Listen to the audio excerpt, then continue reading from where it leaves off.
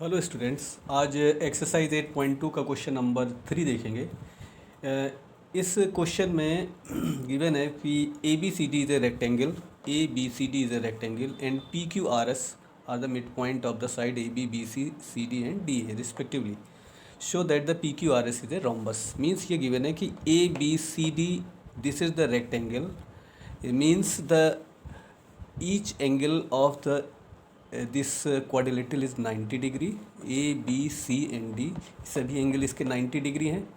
एक तो ये इसमें गिवन है और दूसरा इसकी अपोजिट साइड इक्वल होंगी, इसलिए ये रेक्टेंगल है।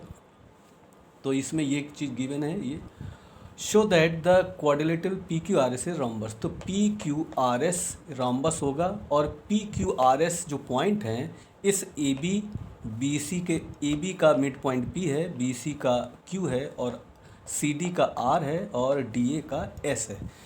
ये क्वेश्चन में गिवन है कि पी क्यू आर एस इस ए बी सी डी के मिड पॉइंट गिवन है।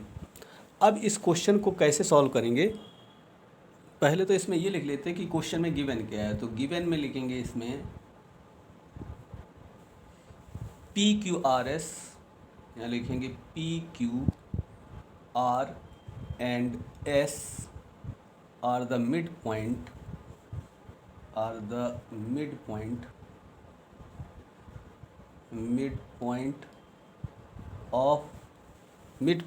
Of the side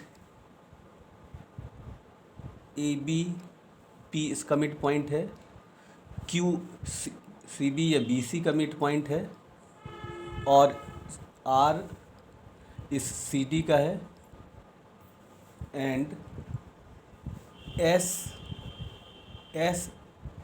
is the mid point of, and D A हो जाएगा, S mid point is D A का है and D A in rectangle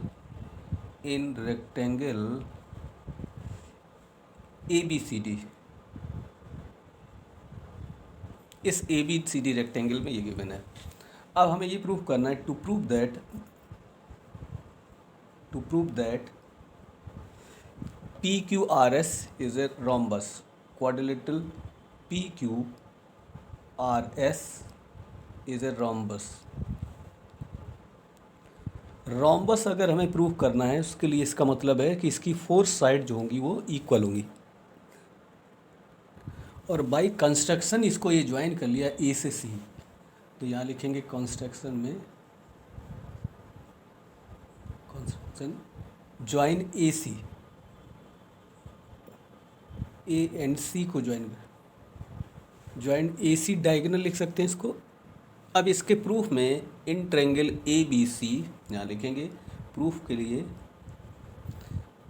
इस triangle को लेंगे ए बी और सी को, तो यहाँ लिखेंगे इन ट्रायंगल ए बी सी में पी और क्यू इस ए बी और बी सी के मिड पॉइंट है। तो यहाँ लिख लेंगे P and Q are the mid point of side A B and B C. अगर ए बी और बी सी के अगर ये मिड पॉइंट हैं तो इससे इसको अगर ज्वाइन किया जाएगा ए बी सी ट्रायंगल में, तो यहाँ अगर मिड पॉइंट को अगर ज्वाइन करेंगे तो मिड पॉइंट थ्योरम ये है कि अगर किसी भी ट्रायंगल के दो मिड पॉइंट को ज्वाइन करने वाली जो लाइन होती है वो थर्ड साइड के भी पैरेलल होती है, तो ये साइड इसके पैरेलल होगी। तो यहाँ लिखेंगे P Q is parallel to A C and ये भी होगा कि P Q is equal to, इसकी जो लेंथ होगी इस P Q is equal to 1/2 A C की इक्वल होगी। तो P Q is equal to 1/2 A C, ये इक्वेशन नंबर इसको फर्स्ट डालेंगे। इसी तरीके से similarly in triangle A D C S and R are the mid point of A D and D C, A D and D C. एक और यहाँ पे लिख लेंगे, ये जो पैरेलल है ये कंडीशन होगी, ये बाई मिड पॉइंट थ्योरम होगी। यहाँ लिख लेंगे by mid point theorem, mid point theorem. यहाँ ये भी लिख लेंगे कंडीशन क्यों होता है ये मिड पॉइंट थ्योरम। बिल्कुल सेम वही इस ट्रायंगल में भी लेंगे। तो यहाँ से देख रहे हैं कि इसमें से ये जो मिड पॉइंट है, ये मिड पॉइंट ए डी का है और इसी तरीके से आर इसका मिड पॉइंट है। तो ये जो साइड होगी, ये side means S R side, this is parallel to side A C. तो यहाँ लिखेंगे mid point of A D and D C. इसके बाद यहाँ लिख लेते हैं कि S R is equal to, या S R this is parallel to, ये हो जाएगा A C, this is parallel to A C. और एक और कंडीशन होगी S R is equal to, S R is equal to 1/2 A C.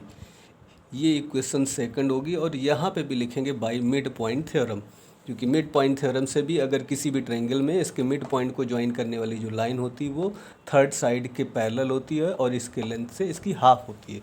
तो यहाँ पे लिख लेंगे bye mid point theorem, bye mid point theorem.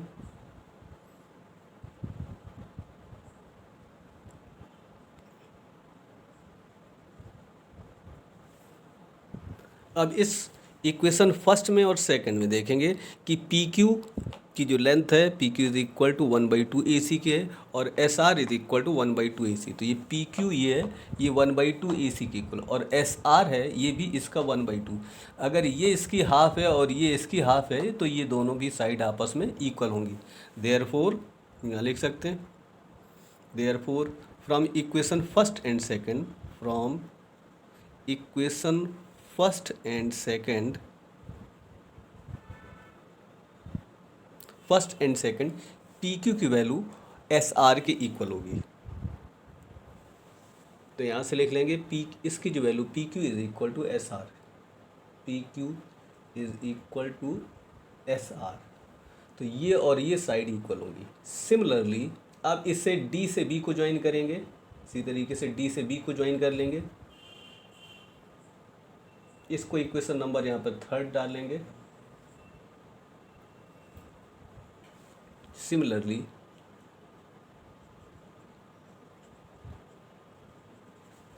अब अगर इससे इसको ज्वाइन करेंगे तो ये आर एस और एस पी ये भी आपस में इक्वल हो जाएंगे। तो यहाँ से इसको सेम कंडीशन से लिख लेंगे उसी तरीके से। तो यहाँ से इसकी जो वैल्यू होगी, क्यू आर की जो वैल्यू होगी वो एस पी के इक्वल होगी। ये इक्वेशन नंबर 4 होगा। बिल्कुल इसी तरीके से इसको भी सॉल्व करेंगे, इसमें भी डी बी ज्वाइन, इसको भी ज्वाइन कर लेंगे इसी तरीके से। ये इसकी हाफ हो जाएगी यानी डी बी के, और इसी तरीके से आर की इसकी हाफ हो जाएगी। तो बिल्कुल उसका, तो यहाँ से इसकी जो वैल्यू है पी क्यू, अब यहाँ पर इसके जो डायगोनल होते हैं, डायगोनल ए बी, सिमिलरली अगर इसमें ये करेंगे, इस लाइन से पहले एक हम एक और लिख सकते हैं कि इससे ज्वाइन कर लें डी और बी को, इससे तो डी से बी को ज्वाइन कर लेंगे। और डी से बी को अगर ज्वाइन कर लेंगे तो इन ट्रायंगल इसी तरीके जैसे कि इसमें किया था इस ट्रायंगल में। तो अब यहाँ पर देख रहे हैं कि डी बी डायगोनल है और ये एस और आर इसके मिड पॉइंट होंगे, और एस और आर अगर मिड पॉइंट होंगे तो ये जो एस पी लाइन है या पी एस लाइन है, S P is equal to 1/2 B D, और S P is parallel to, S P is parallel to B D. ये इक्वेशन नंबर 4 होगा। और सिमिलरली एस पी के बाद ये जो क्यू आर होगी, Q R is equal to 1/2 B D and Q R is parallel to B D. ये by mid point theorem यहाँ पर जिस तरीके से किया था बिल्कुल सेम मेथड से इसमें भी कर लेंगे। अब यहाँ देखेंगे इसको इक्वेशन नंबर 5 है।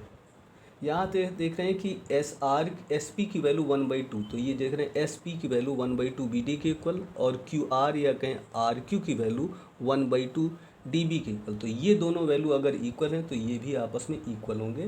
मीन्स एस पी की जो वैल्यू होगी वो क्यू आर की इक्वल होगी। तो यहाँ लिख सकते हैं from equation 4th and 5th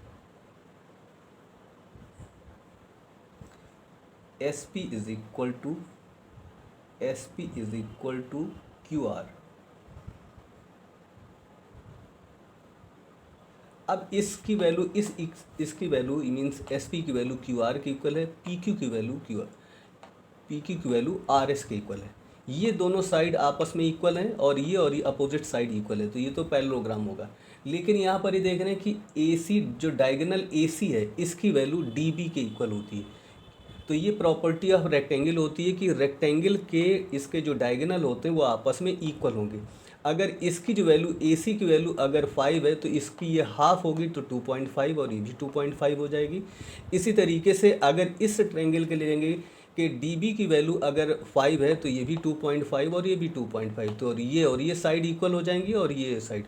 तो यहाँ लिखेंगे since two diagonals of the rectangle are equal, since A C is equal to B D, तो यहाँ रीज़न लिख लेंगे कि diagonal of rectangle are equal, therefore P Q is equal to, इस P Q की value R P Q Q R और R S ये 4 side equal हो जाएंगे। P Q is equal to Q R is equal to R S is equal to S P. तो इसकी 4 sides जो होंगी ये आपस में इक्वल होंगी। अगर ये 4 साइड इक्वल होंगी तो ये quadrilateral P Q R S एक रोम्बस होगा। तो quadrilateral P Q R S is a rhombus. यही हमें यहाँ पर इस क्वेश्चन में शो करना था।